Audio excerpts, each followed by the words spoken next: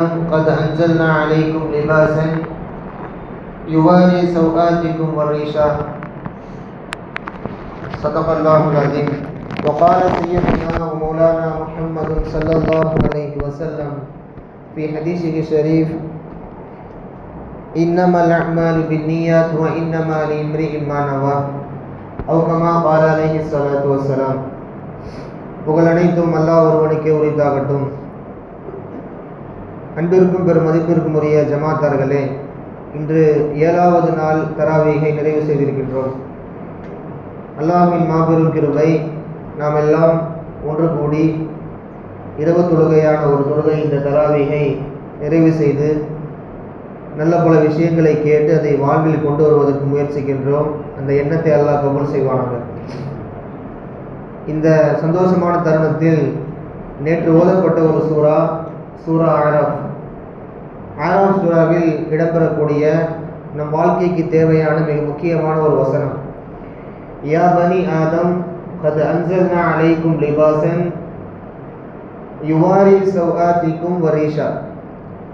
அல்லாஹ் சொல்லக்கூடிய இந்த வசனத்தை பாருங்கள். ஆதமுடைய மக்களே, உங்கள் மீது நாம் ஆடைகளை இறக்கியுள்ளோம். ஆடையை இறக்கிய காரணம் எதற்காக? யுவாரி சௌஆத்திக்கும் உங்கள் மறைவிடங்களை மறைப்பதற்கும், ஒரு ரீஷா இன்னும் அலங்காரத்திற்கும். ஒரு மனிதர் ஒரு முஃமின் ஆடை உடுத்துகிறார் என்று சொன்னால் அதில் பிரதானமான 2 காரணம் இருக்கு.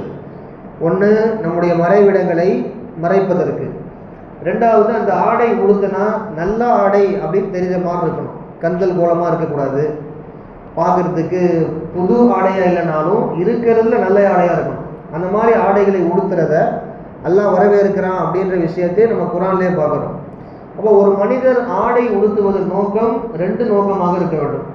மறைவிடம் மறைக்கப்பட வேண்டும், பார்ப்பதற்கு கொஞ்சம் நல்லதாக அழகாக தெரிய வேண்டும். இதுதான் அல்லாஹ் சொல்லக்கூடிய ஆடை பற்றிய விஷயம்.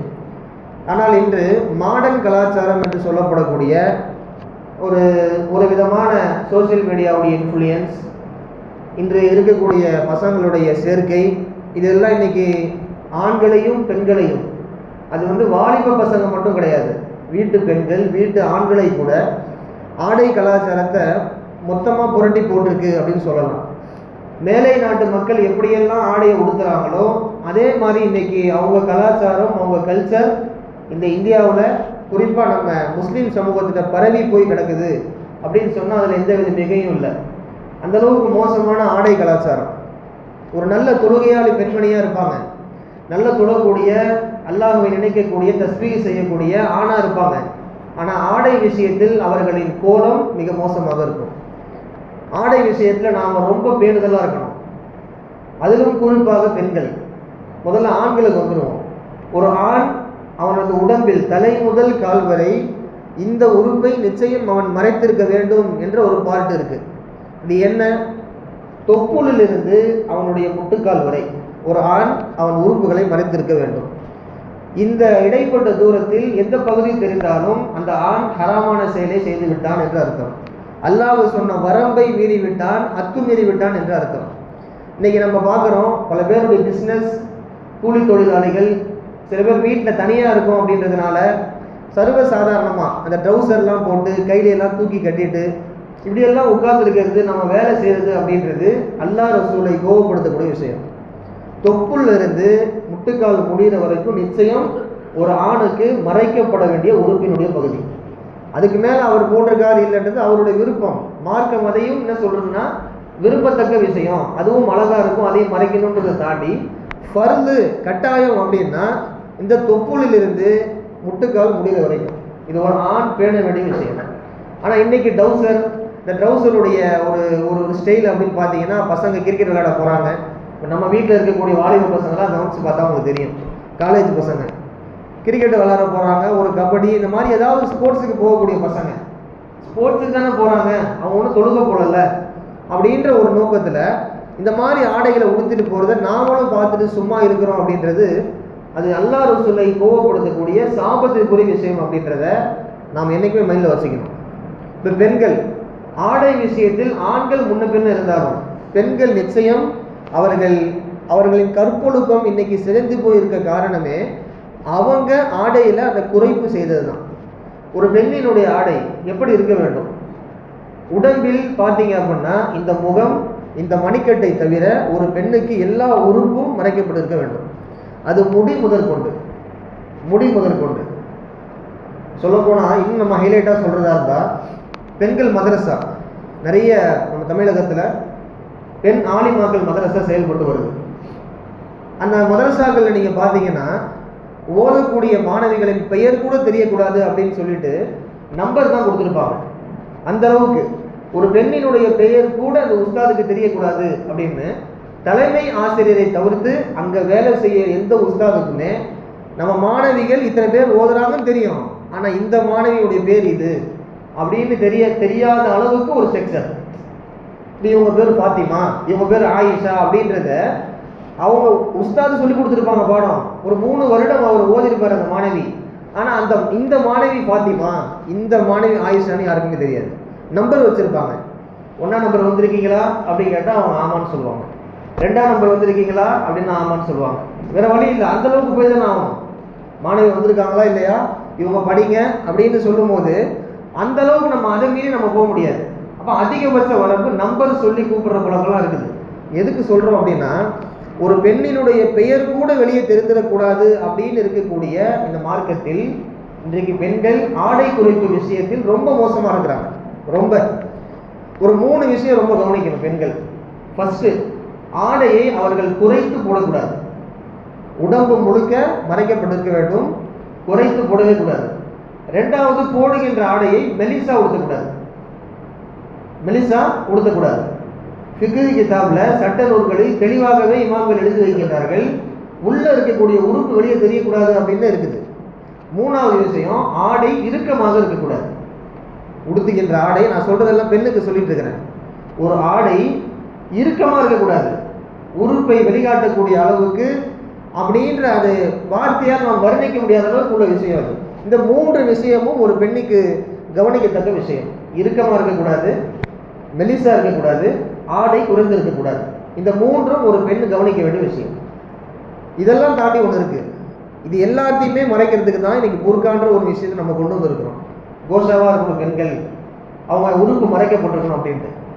அலங்காரத்தை மறைக்க வேண்டும் என்பதுதான் நோக்கம். ஆனால் அந்த புர்காவே இன்னைக்கு அலங்காரமா இருக்கு. புர்காவே இன்னைக்கு பல மாடல்கள் இருக்கு.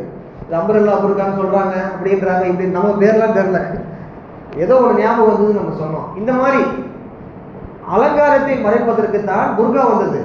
ஆனால் அந்த புர்காவை இன்னைக்கு கல் வச்சு அதில் ஒரு ஃப்ளவர் வரைஞ்சு இப்படி இருக்கக்கூடிய பெண்களை நாம் பார்க்க தான் செய்யணும். இதெல்லாம் ரொம்ப மோசமான கலாச்சாரம். இதெல்லாம் யூதர்களுடைய மாடல். இந்த யூதர்கள் இருக்கிறானே, உலகத்தில் மோசமான செய்தான். இஸ்லாமிய பெண்களை வழிகெடுத்து விட்டால் போதும், அவங்க குடும்பம் வழிகட்டும்.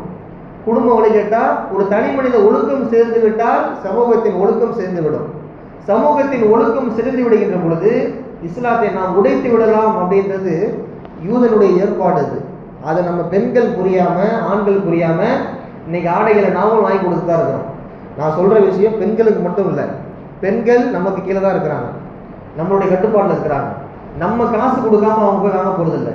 2வது, அவங்க ட்ரெஸ் வாங்கி போடுறாங்கன்னா நம்ம கவனத்துக்கு தெரியாம இருக்கிறது இல்லை, எல்லாமே நமக்கும் தெரியும். இப்போ நாமளும் கொஞ்சம் கவனம் எடுக்கணும். பெண்கள் உடுத்துறாங்க, ஆசைப்படுறாங்க, வாங்கி கொடுக்கறது அல்ல இது. அவர்களுடைய கற்பொழுக்கம் ஒரு ஆணுக்கு மத்தியில் சேர்ந்து போவதற்கு காரணம் ஆசைப்படக்கூடிய அந்த பெண்ணு மட்டுமல்ல, அதற்கு இடம் கொடுக்கக்கூடிய ஒத்து போகக்கூடிய ஆண்களும் தான் அதற்கு முழு காரணம் என்று சொல்லலாம். இது பெரிய பெண்களுக்கு மட்டுமல்ல, ஒரு 10 வயசுல இருக்கக்கூடிய, ஒரு 8-7 வயசுல இருக்கக்கூடிய சிறுமிகளை கூட இன்னைக்கு பார்த்தீங்க அப்படின்னா தந்தைமார்கள் என்னங்க இப்படி ட்ரெஸ்ஸு போட்டு கொண்டு வந்திருக்கீங்க அப்படின்னா, அவங்க ஏஜ் அட்டன் பண்ணுற வரைக்கும் இப்படி இருக்கட்டும் அப்படின்னு சொல்லிடுறது. 7 வயசு பொண்ணா இருந்தாலும் சரி, 6-5 வயசு பொண்ணு, நம்ம சின்ன வயசுலேருந்து எப்படி விதைக்கிறோமோ குழந்தைகள் அப்படி தான் வளரும். அது ரொம்ப முக்கியம். அது சின்ன குழந்தை தானே, அதில் என்ன இருக்குது? அப்படி அல்ல. இன்னைக்கு பார்க்குற விதம் எல்லாமே வேற மாதிரி இருக்கு. எத்தனை விஷயம் நம்ம பார்க்குறோம்.